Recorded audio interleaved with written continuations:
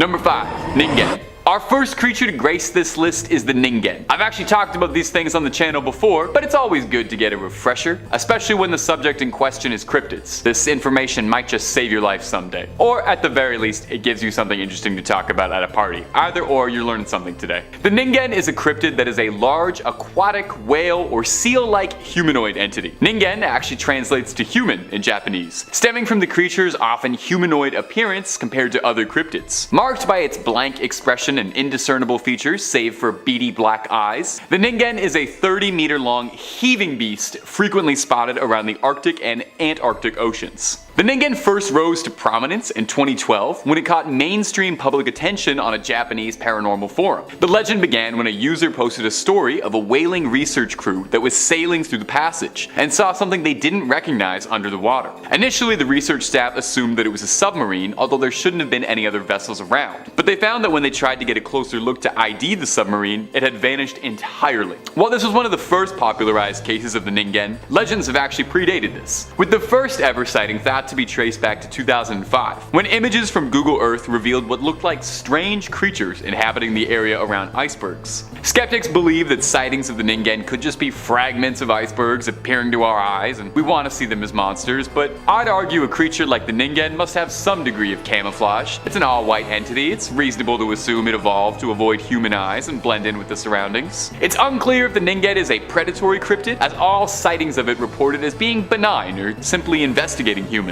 They don't appear to have any particular interest in aggravating us, as no attacks have ever been recorded or any cases of missing researchers involved. Perhaps it's as curious about what we are as we are curious of it. And hey, my delightful little ghouls and goblins, if you're curious about cryptids, well, there's simply nowhere else on the internet that's gonna satisfy you as much as Top 5 Scary. And maybe the Cryptid Wiki, but they don't do videos. So click through and subscribe to Top 5 Scary and keep the screams coming all night long. Let's keep going. Number 4. Garappa. Garappa the Rappa. Sorry. Just Garappa. Garappa is an aquatic cryptid and not to be mistaken with its regional counterpart, the Kappa. Garappa, Arctic. Kappa, not Arctic. Write that down because there will be a test at the end of this video, and if you fail, I don't know what'll happen, but it's gonna be bad. Garappa is so fun to say though. I'm gonna throw that out there. Try that on for size at home. Tell me it doesn't feel fun coming out of your lips. I gotta get on topic here. Similar to a Kappa, a Garappa is described as having long, slender limbs like a frog or a monkey, and a turtle's shell on its back. It has a beak like a duck, long, stringy black hair, and a bony plate or a dish on top of its head that also makes for a good ashtray. You'll recognize if a Garappa is around because of the call it makes, a distinctive,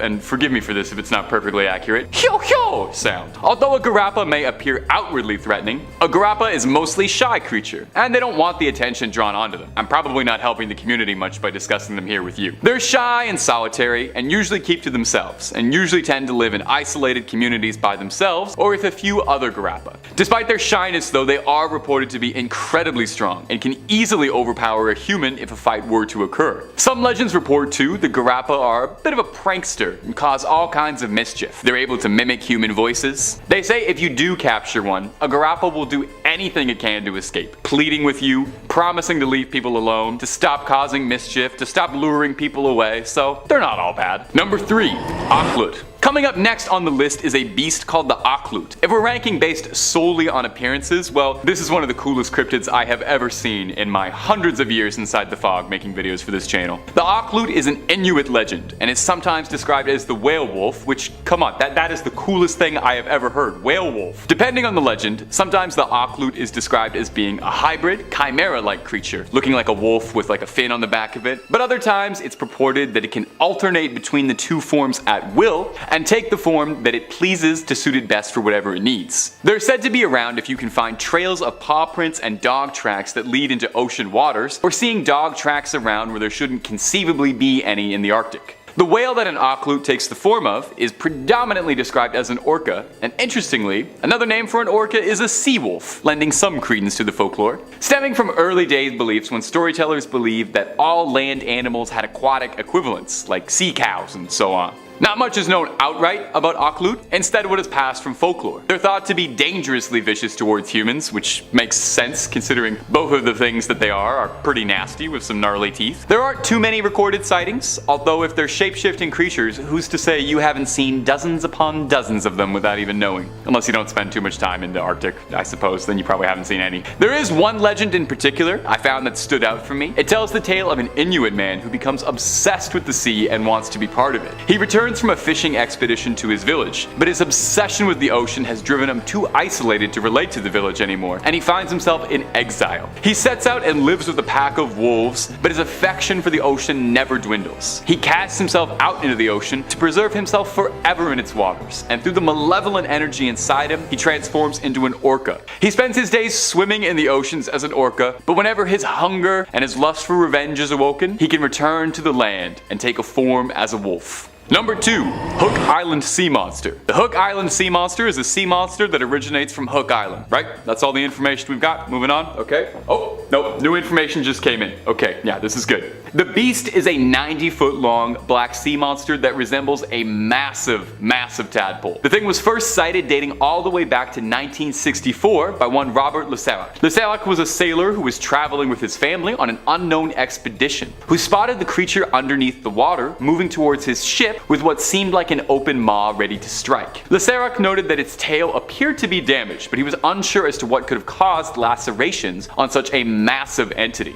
He described it as, "Only when I got to within 20 feet of the creature that we could see its head clearly. The head was large, about 4 feet from top to bottom, with jaws about 4 feet wide. The lower jaw was flat like that of a sandfish. The skin was smooth, but rather dull, brownish black in color. The eyes seemed pale green, close to white. The skin looked more like that of a shark than it did an eel. There were no apparent scales, nor did we see any parasites around. We suppose the flexible tail would have shaken any off. There were no fins or spines, nor were there any apparent breathing openings, although there had to have been some. Perhaps we didn't see them because our attention was focused mainly on the creature's menacing mouth, the inside of which was whitish. The teeth appeared to be small. A fragment of some dark substance hung from the upper row of teeth, possibly a fish. As the monster was lying on the sandy bottom, we could not see the color of its belly. The creature looked to be about 90 feet long. Behind its body was 2 feet 4 inches thick and remained that way for about 25 feet. Then it gradually tapers off into a whip-like tail. The general color of the body was black with 1 foot wide brownish rings every 5 feet, the first starting just behind the head. The skin was smooth but dull.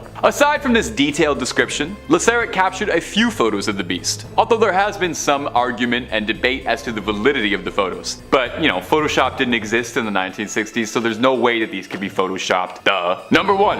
Organism 46b. Our number 1 creature is something called Organism 46b. Maybe it's an SCP that hasn't been classified yet. Organism 46 was discovered in Lake Vostok, a subglacial lake located under 2 miles of ice beneath the Vostok Station and the Antarctic, a Soviet research station established sometime in 1957. Organism 46b in question was an absolutely massive 33-foot long, 14-tentacled creature that displayed unimaginable abilities, some bordering on not being of this world. In studies, it was shown to have limbs that were capable of retaining autonomy, aggression, and even animation after being separated. It's been purported to have a toxin inside its body that is capable of releasing to immobilize prey from far away, and all studies of it show that it is incredibly hostile. Makes sense. The legend of Organism 46b stems from an unknown date between February 2012 and November 2016. Pinpointing the location of that first true sighting has proved to be difficult. After 30 years of ice core drilling, miners at Vostok Station breached through to the lake in 2012, which is where the story comes from. The doctor who claims to have first discovered the creature is one Anton Padalka, although tracking him down has also been difficult. Entirely possible he's gone into hiding. He writes, "We encountered this organism, which we named 46b on our first day.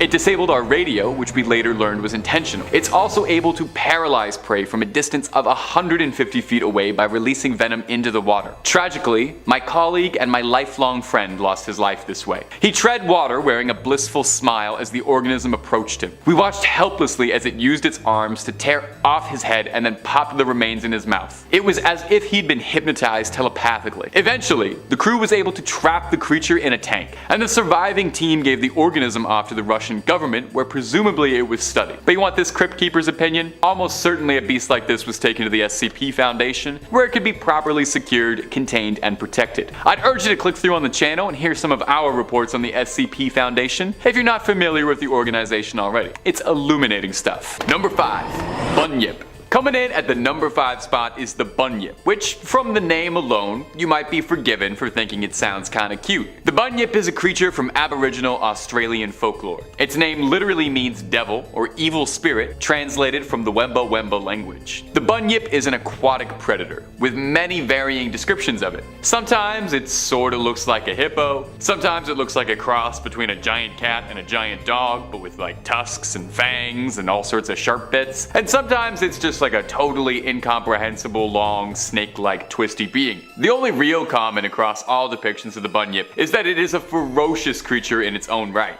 Over the years, there have been a number of reported sightings or findings of mysterious bones in southern Australia that led early settlers and colonists to believe the Bunyip was a new creature out there waiting to be discovered. It inhabits swamps, rivers, and lakes, basically anywhere wet that it can hide itself and lurk for prey, dragging everything underwater. The first recorded sighting of it, or story about it, by Australian settlers was in 1851, when a tracing of the creature's body was discovered near a riverbank in Ararat, Victoria. Local Aboriginal hunters had speared an unknown beast after a member of their tribe had been felled, and made an imprint of the creature's body to remember it by. Described by one newspaper journalist as 11 paces long and 4 paces wide in extreme depth. This outline sadly no longer exists and is lost to time, but it was enough to spur an interest and a hunt for this possibly mythical, possibly real creature that's now become sort of a folk symbol for Australia. They love it down there. And hey folks, if you love hearing about cryptids, creepy crawlies, crypts, crooks, and everything that goes bump in the night, then you are already in the best spot on YouTube for that. Consider tossing a subscribe our way, and stick around for loads more scary content every day. Alright, let's keep on going. Number 4. Koschei. The Koschei is a creature that features prominently in Slavic folklore, sometimes known as the Immortal, or the Deathless. The Koschei is a shapeshifter capable of taking many forms, but it's always described as being hideously ugly, no matter the form. When it's a human, it prefers to ride naked on its horse through the mountains and manifests as a sort of wrinkly old man. But when it's looking for victims to sweep up, it can take the form of a giant whirlwind tornado to hoover up potential targets. Now my favorite thing about the Koschei is his craftiness. Although there are many tales that Koschei appears in, the most common feature of all of them is a spell which prevents him from dying, hence the names the Immortal, the Deathless. But the way he does this is really something else. He does this by literally hiding his soul away inside nesting objects to protect it. So, first he puts his soul inside a needle, then he hides that inside an egg, and then the egg is inside a duck, and the duck is inside a rabbit, and the rabbit's inside a chest, and the chest is chained up and buried on a far, far away island. So he's really got a backup plan if you're trying to get at his soul. It's gonna take more than one step. Another fairly common element of folklore present for the Koschei is his lecherous, womanizing ways, as he's often presented as an antagonist for a male suitor, with his most well-known legend being his rivalry with Prince Ivan Tsarevich, a Russian folk hero. In this legend, Ivan was a lonely prince who'd seen all 3 of his sisters married to 3 powerful wizards but was a bachelor himself. Honestly, if all my family members got married to wizards, I would be incredibly jealous and lonely, so I get where he was coming from. Eventually, he traveled the lands looking for a woman to make his queen and met a lovely warrior woman who soon left for war and left him behind, pleading not to open the door in their castle, which held an imprisoned man in chains. When Ivan freed him, he learned he'd been tricked by Koschei, who tried to steal his wife away from him. With a little help from Baba Yaga, his wizards-in-law, and a little bit of guile, Ivan was able to fell Koschei the Deathless. Whether or not it was actually permanent though, well, that's anyone's guess. He is deathless after all. Number 3. The Chimera. The Chimera is a creature of Greek myth and is basically something of a Frankenstein monster of all the worst parts of a bunch of angry creatures taped together. It's got the head of a lion, the body of a goat, and most scary of all, the butt of a dragon. But it's also depicted as having 3 extremely angry fire-breathing heads of a lion, goat, and a dragon. Sometimes it's even described as having a serpent in place of its tail, who is probably getting the worst deal out of all the creatures in that arrangement. The creature was thought to be of divine origin. Whether a product of the gods or something more sinister is unknown, but the Chimera was downright nasty. I mean, it's a 3-headed monster that breathes fire. There was no way that it was gonna go around and be like a service to the community. Anyway, in the Greek myth of yore, the Chimera was slain by Bellerophon, the son of Poseidon and the master of the mighty Pegasus, the winged horse. He was exiled after slaying his brother, but sought redemption because it was a bit of a misunderstanding. So from there on out, Bellerophon gets sent all over town doing favors for local kings, befriending local winged horses that are drinking from fountains, you know, standard issue hero stuff, eventually making his way to an audience with King Iobates, who had the biggest challenge for him yet to defeat the Chimera in single combat. As frightening as the Chimera was, it was slain by Bellerophon, who drove a lead-tipped spear directly into its flaming gullet, which I guess it couldn't handle. Number 2. Cerberus. Another fabled creature of Greek myth. Coming up on the number 2 spot is Hell's most loyal watchdog and a very good boy. Cerberus serves as the guardian of the gates of the underworld and is an unbelievably big 3-headed dog. He's there to make sure that no one escapes the punishment they've been served, and if somehow someone was to try and escape the underworld, like say any would-be heroes of myth or any bratty sons of Hades, they'd have to deal with the infernal guardian. Cerberus has a pretty storied family history, being the son of Typhoeus and Echidna, both themselves pretty horrifying monstrosities in their own right. He's the brother of Orthus, who was a giant 2-headed dog who probably would have been a lot more famous were it not for his 3-headed brother. Interestingly, there's actually also some historical discrepancy about Cerberus and his many heads. While almost all depictions ubiquitously show Cerberus having 3 heads, the poet Hesiod described Cerberus as a beast with 50 heads or more, which is a little unsettling to consider. Although, honestly, I feel like that many dog heads all in one place, it would start to get cute in its own way. Now, Cerberus gets a bit of a bad rap. He's done damage to the giant 3-headed dog community, but he has been known to be friendly. In the myth of Orpheus and Eurydice, Orpheus went to seek his beloved Eurydice from the depths of Hades and was confronted by Cerberus. Orpheus played the beast a beautiful song on his lyre, and in an unprecedented move from Cerberus, Cerberus was so charmed and tamed by the music, he stood aside and let Orpheus in. Can't help but bop his 3 heads along to the rhythm. And finally, coming in at the number 1 spot is the Manticore. A Manticore has the head of a man, the body of a magnificent lion, and a massive tail of a scorpion replete with a poison stinger that stretches behind it. If somehow this isn't enough scary parts on one creature and you want more, some depictions of the Manticore also show it having gigantic bat wings like a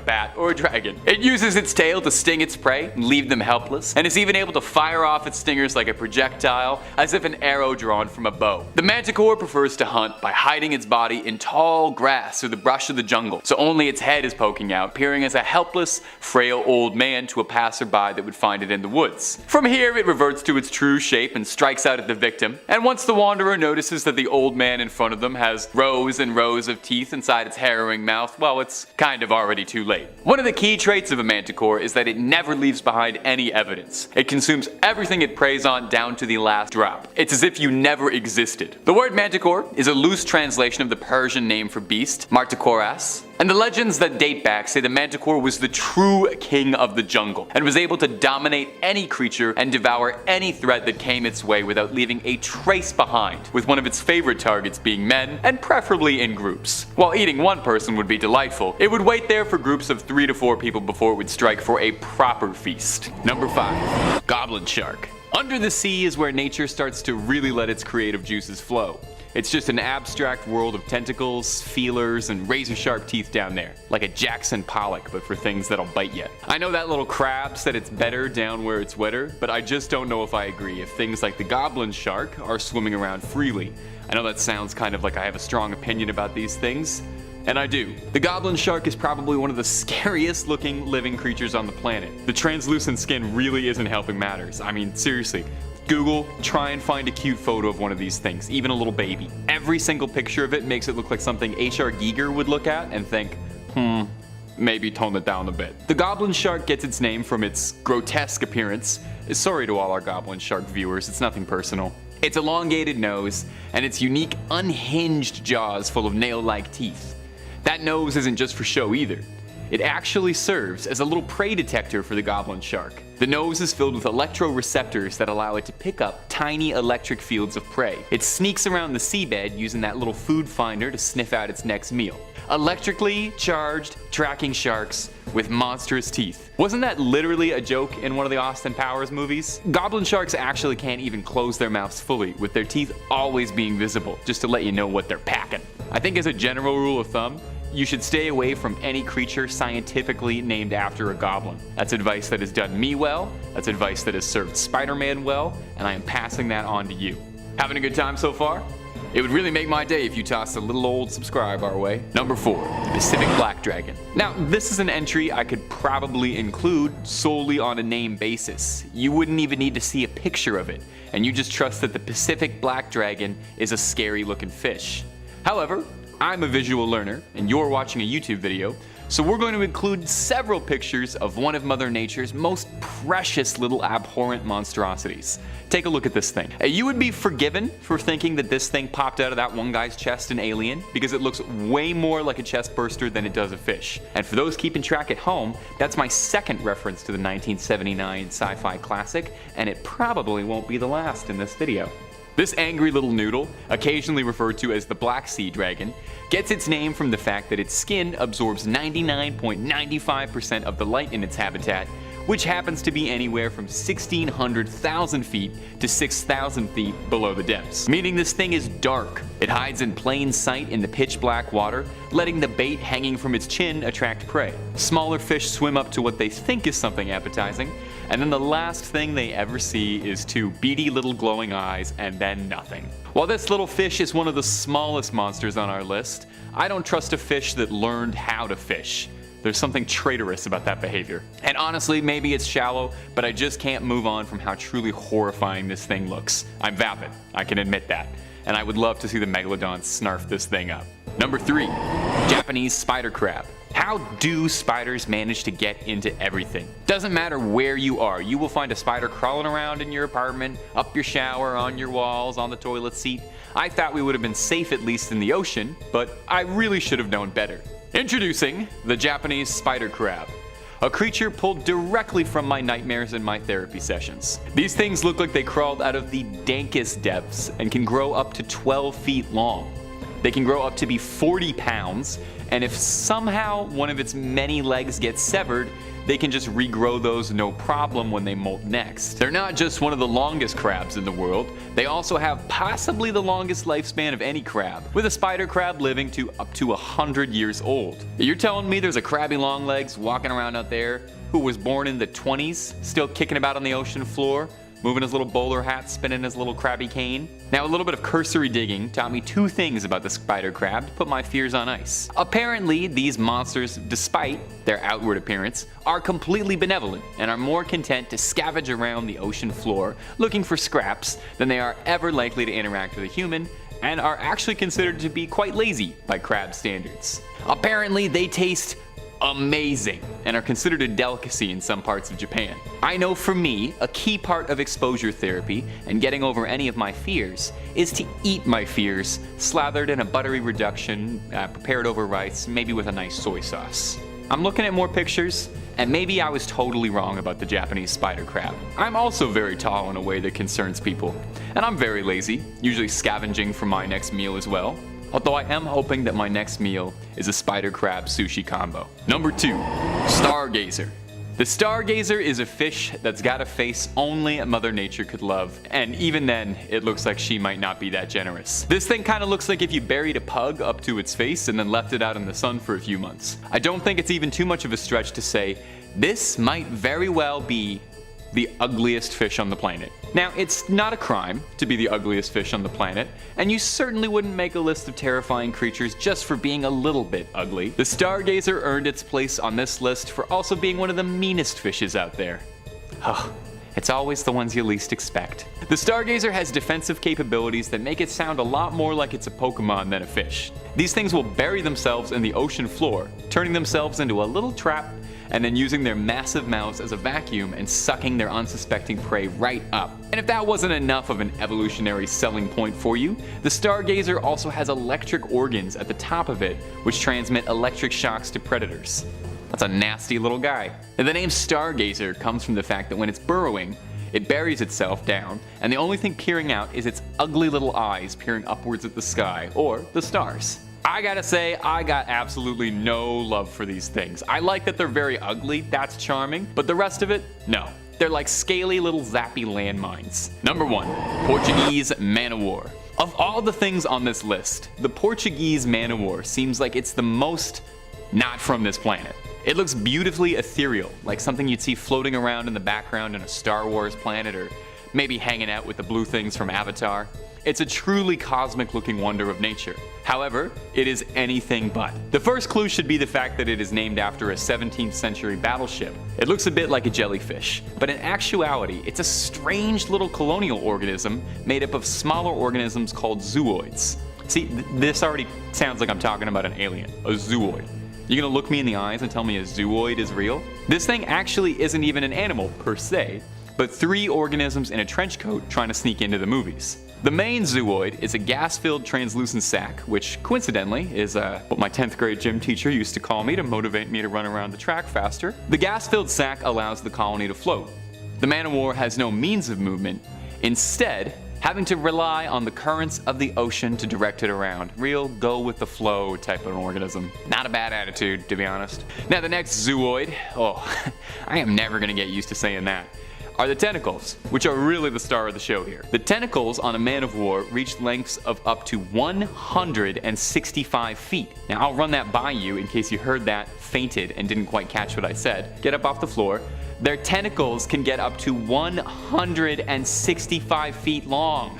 That's really long. The tentacles, which mind you, carry a sting like a jellyfish's. It's been known to cause paralysis, is enough to kill a fish, and has been on some occasions enough to be lethal to humans. One Redditor recounts a painful story of a vacation to Cuba, strolling a beach and seeing what they thought was a plastic bag floating in the water.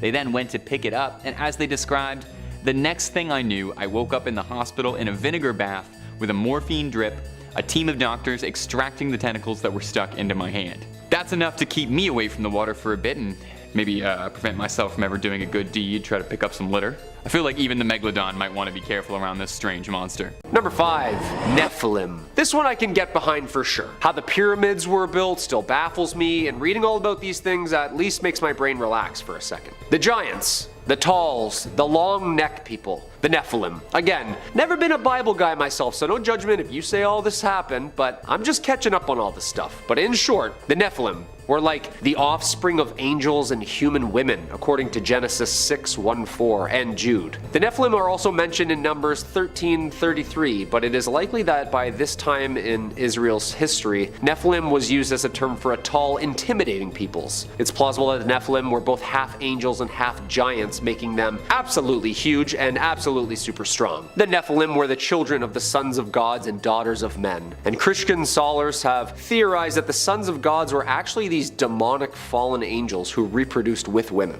Being the offspring of partial angelic heredity, the Nephilim were considered mighty men who are of old the men of renown.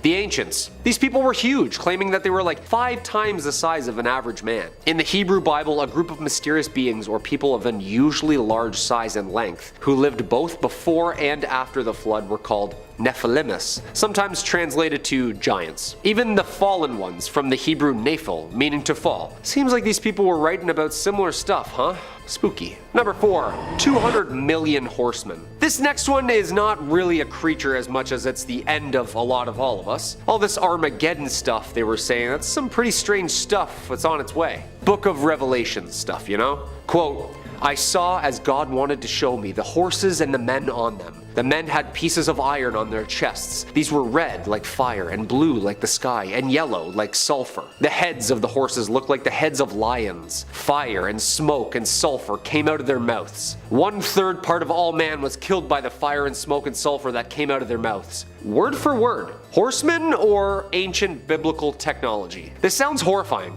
Also, 200 million? That's a lot of flying flaming horses just trucking around the skies and sands like giant tanks, firing fire out of their mouths and nose. As I looked, behold, a stormy wind came out of the north, and a great cloud with brightness around it, and fire flashing forth continually, and in the midst of the fire, as it were gleaming metal. And from the midst of all this came likeness of 4 living creatures, and this was their appearance. They had a human likeness.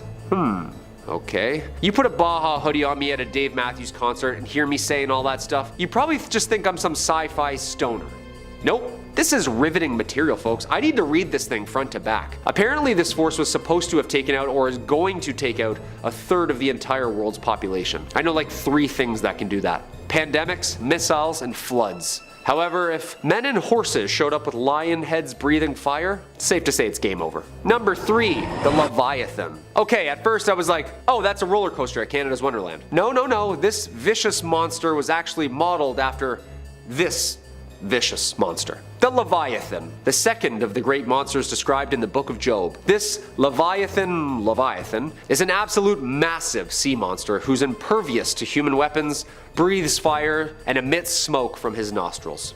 So this is a Zelda boss for sure. The Leviathan is probably related to another ancient monster called Loten, a 7-headed giant serpent who represents primeval chaos, as with pretty much every other biblical creature does. Hey, these things aren't meant to be cute and fuzzy. There's some less exciting theories that insist the Leviathan is just a dramatic interpretation of a crocodile or anaconda or maybe a plesiosaur, resembling something like the Loch Ness Monster. But that doesn't explain the breathing fire thing, or the size. Was this giant sea snake a water dragon? Because apparently it's like 300 miles long. Yeah, terrifying. Scary thing now is many different religions and cultures have their own version of the Leviathan. Tiamat, Hydra, Jormungandr. Maybe this thing was just hunted into extinction. I don't know. What do you think? Number 2, Archangel Michael. It is said that the angels are not humans, but creatures made from God's creation. I've also seen what the Bible describes angels looking like, and it's not handsome people with wings. Apparently, a lot of these things, people really couldn't even describe what they were seeing in front of them. But we'll get to what these things look like in a minute. Of those creatures, Satan, aka Lucifer, is one. The one.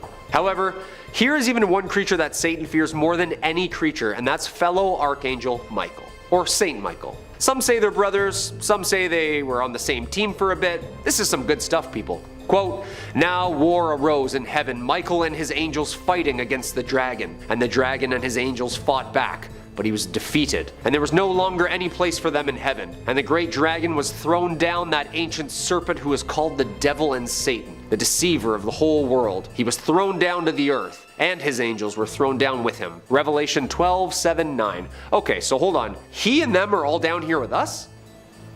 That's terrifying. Apparently Michael led that army that won, so whatever scares Satan scares the hell out of me as well. Also, all these pictures and statues of him and like window panes are all of him like wielding a giant sword made of light, just stepping on Satan's back as a hero. That's pretty intimidating, not gonna lie. And coming in at the number 1 spot, Ophanim. Okay, so what angels actually looked like apparently was like giant geometrical feathers with eyes and a consciousness. Some had horns, some had hooves, lots of golden metal colors. This next thing doesn't even make sense to my brain. I feel like this is an anthill trying to understand an iPhone. Quote, "As I looked at the living creatures, I saw a wheel on the ground beside each creature with its 4 faces. This was the appearance and structure of the wheels. They sparked like topaz, and all 4 looked alike. Each appeared to be made like a wheel, intersecting a wheel. As they moved, they would go in any one of the 4 directions the creatures were faced. The wheels did not change direction as the creatures went. Their rims were high and awesome, and all 4 rims were full of eyes all around." Ezekiel 1:15-18. First off, is this thing even a creature? Yeah, everything I see here is an alien. Is this just us trying to process some sort of like energy being with eyes? Because if I saw Lucifer that looks like the hunk on the Netflix show, and then I saw this thing? One of the Dead Sea Scrolls interprets them as angels. Late sections of the Book of Enoch interprets them as class of celestial beings who don't sleep and guard the throne of God. Whatever this thing or things are, it sounds and looks absolutely horrifying. How could you paint that on a ceiling? I would just give up and paint wings and a halo as well. For real though, like that is a spaceship of some sort, isn't it? I mean, I understand the times, maybe the science wasn't there, but this thing is straight out of a sci-fi novel. Number 5, the Behemoth. You wanted 5 more creatures, and I wanted an excuse to keep reading this thing. This book is terrifying. Speaking of, did you know that there's a herbivore creature plated in spikes and armor with a tail the size of an oak tree, head like a lion swallowing up rivers, just roaming around back then? Yeah, apparently. The Behemoth. This Goliath of a beast was one of the first talked about. Not the first beast, that's a completely different thing. Also terrifying. The Behemoth. God's secret weapon, and apparently the first thing he created. Hadn't made us in his image yet, so this hippo tank Elder Scrolls boss was what God went with. One of the most popular and revered creatures in the Bible. Quote, "Behold now Behemoth, which I made with thee. He eateth grass like an ox, he moveth his tail like a cedar, his bones are as strong as pieces of brass, his bones are like bars of iron." Yeah, this is definitely a dinosaur, right?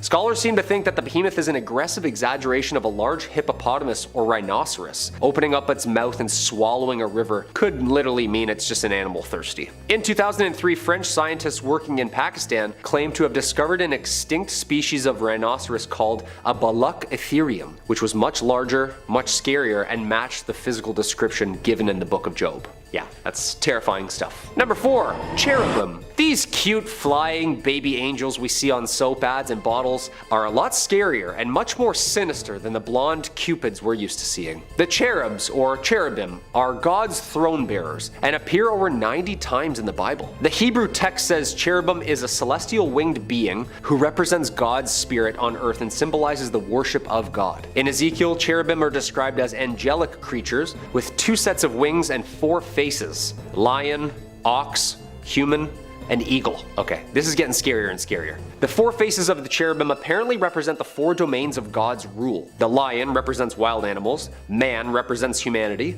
ox represents domestic animals, and the eagle represents birds. Aren't those all wild animals? I don't know. The cherubim appear in several texts of the Bible, including Genesis, Ezekiel, Kings, and Revelation. Yeah, so lots of people were seeing these things, and they all kind of sound somewhat the same. They all oddly say 4 faces. Like every which way they turned, they could see a face. Some say, quote, "They move quickly, using a wheel within a wheel, and their wings cover their body." Question: what's with all the wheels? People just like looking up into the sky all day must have had like severe floaters in their eyes, because a wheel and a cute baby angel thing look completely different, no? A conjoined wingspan of the 4 cherubim are described as forming a divine chariot, the so-called mercy seat of the Ark of the Covenant. 2 cherubim make the Ark and form a space through which Yahweh would appear in Ezekiel's visions. The status of the cherubim are a sort of vehicle for Yahweh in the book of Samuel. So in a sense, they're kind of God's messengers, you know, bringing things up and down from him and to him, including him. Gotcha. A vehicle. Yeah, a vehicle. These images are terrifying. Yeah, and that's a mothership right there. That's a mothership. Okay? Number 3, unicorns. Hold up. This is scarier than the devil, right? Unicorns? Really? Oh yeah. No, not the glittery ones with Farrah Fawcett hair like Hercules rides. More like a firstborn bull. Giant, with a huge spear on its head. He has majesty, and his horns are the horns of a wild ox, and with them he shall gore the peoples, all of them, to the ends of the earth.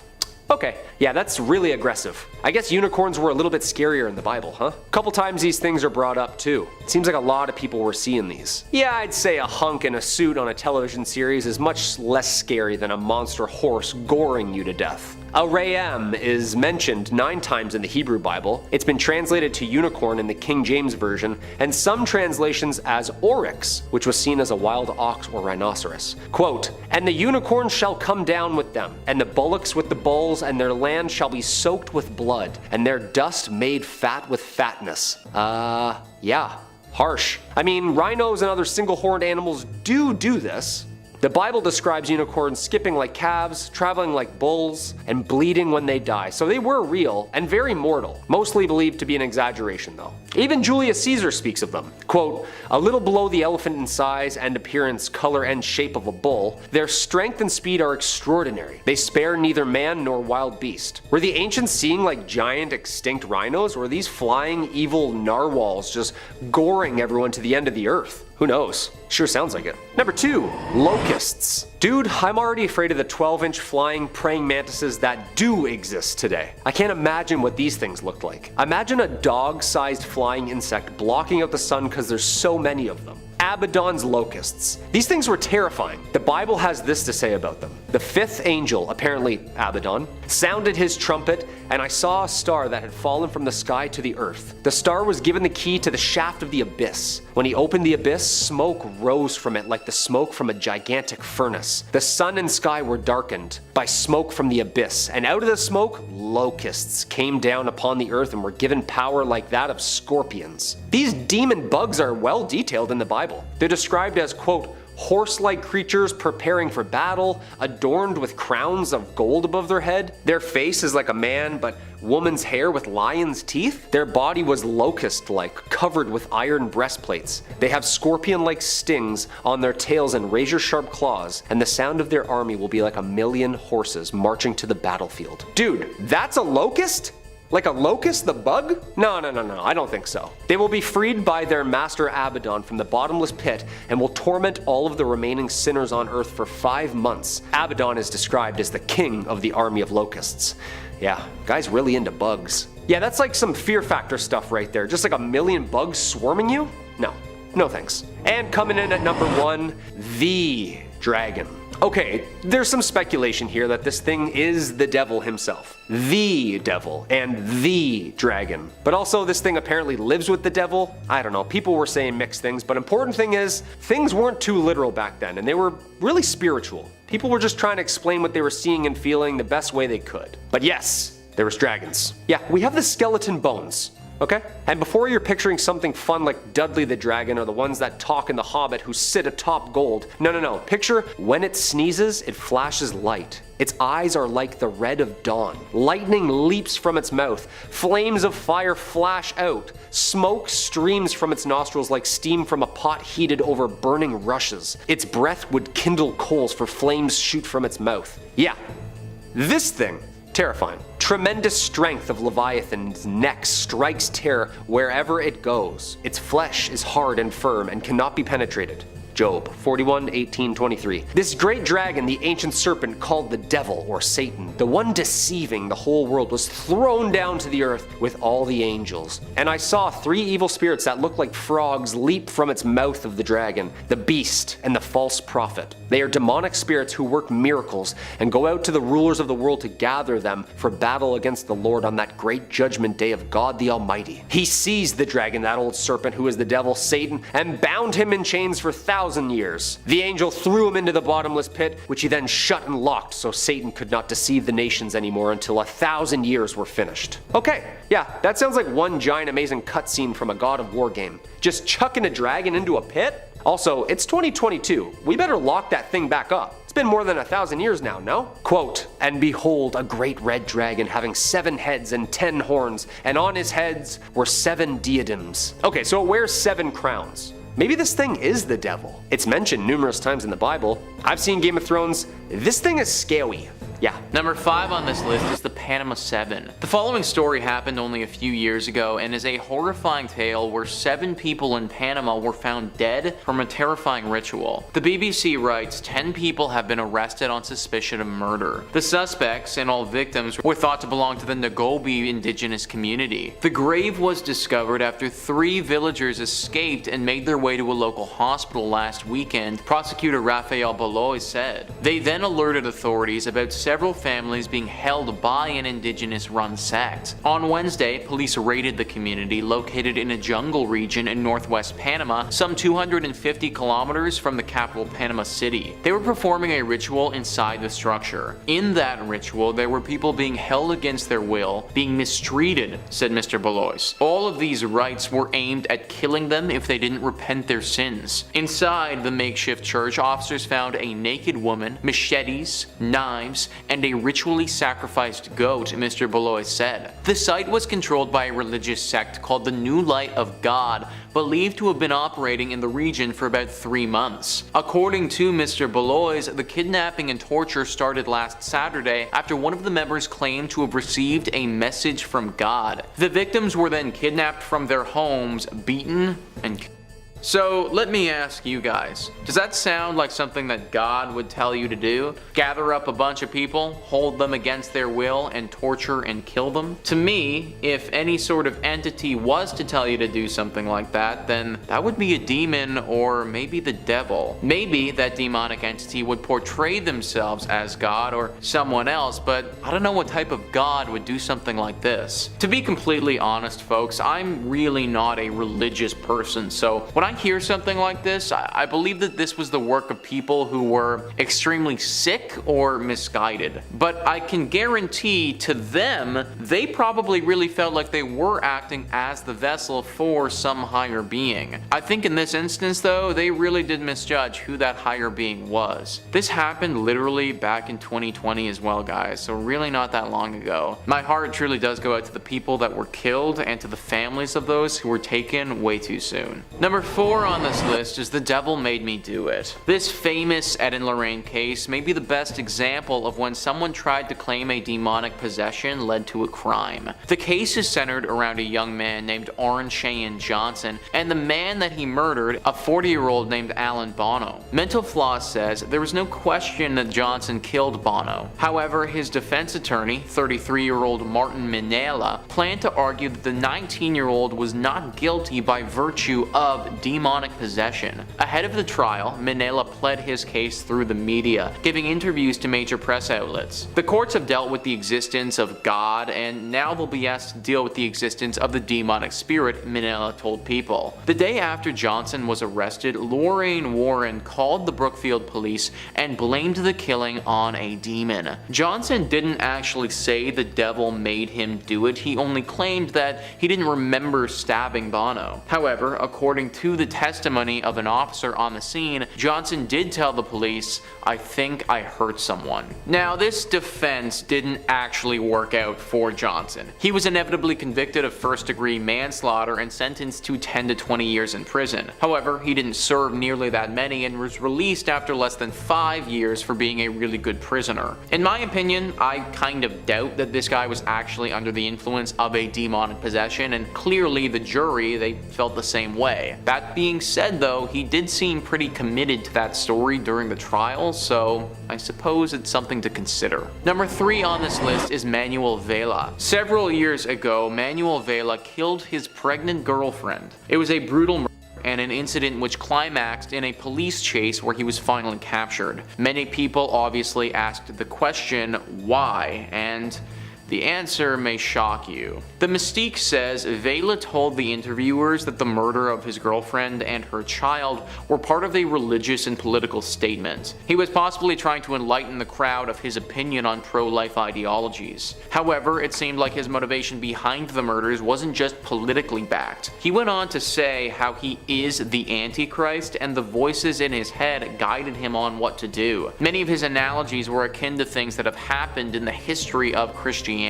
Vela literally believed that he was the Antichrist, guys. That sounds like a pretty textbook example of a demonic possession to me. At this point, Vela's competency to stand trial was in question and a hearing needed to be done. Manuel never actually made it to the hearing though, because in January 2017, authorities found him dead in his cell. He had taken his own life. Number 2 on this list is the Son of Sam. The Son of Sam was a killer that caused one of the biggest citywide police investigations ever. Ranker says New York City during the summer of 1976 was a hotbed of anger, frustration, and fear, and David Berkowitz, aka the Son of Sam, didn't help the matter by killing 6 people and wounding 7 others in the span of 1 year. After his arrest, Berkowitz told police that he was under the control of a demon named Harvey who inhabited his neighbor's dog and implored him to kill people. Once, during a 3-month break from his murder spree,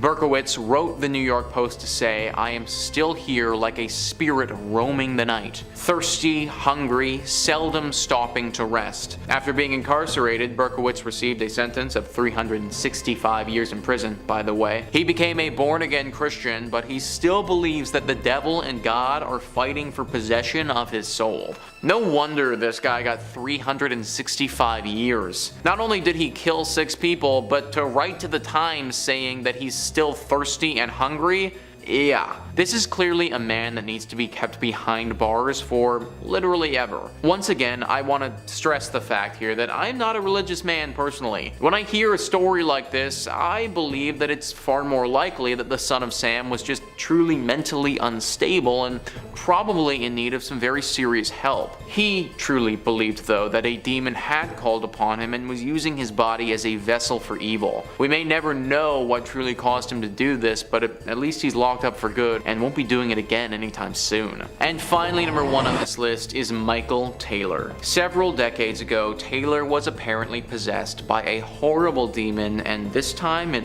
really got the better of him. Ranker says in 1974, Michael Taylor was just a simple butcher living in Ossett, England, who was suddenly overcome by an evil spirit. He had an exorcism performed on October 5th and 6th of 1974, and while it went okay, the priests weren't able to expel all of the demons. According to Bill Ellis, an authority on folklore and the occult in contemporary culture, in an all-night ceremony, the exorcist believed that they had invoked and cast out at least 40 demons, including those of incest, bestiality, blasphemy, and lewdness. At the end, exhausted, they allowed Taylor to go home, although they felt that at least 3 demons, insanity, murder, and violence, were still left in him. So, you know, kind of the big 3. After he returned home, Taylor immediately murdered his wife by ripping out her eyes and tongue and then tearing off most of the skin from her face, finally strangling their pet poodle. Police found Taylor standing in the street naked and covered in blood, shouting, "It is the blood of Satan." This is truly one of the most graphic crimes I've ever read about, honestly. Like, to think that this happened in real life is extremely scary. Also, if he was possessed by some type of demon, like, what demon was this and how do we all avoid this? I feel like this is pretty pertinent information considering what Taylor ended up doing.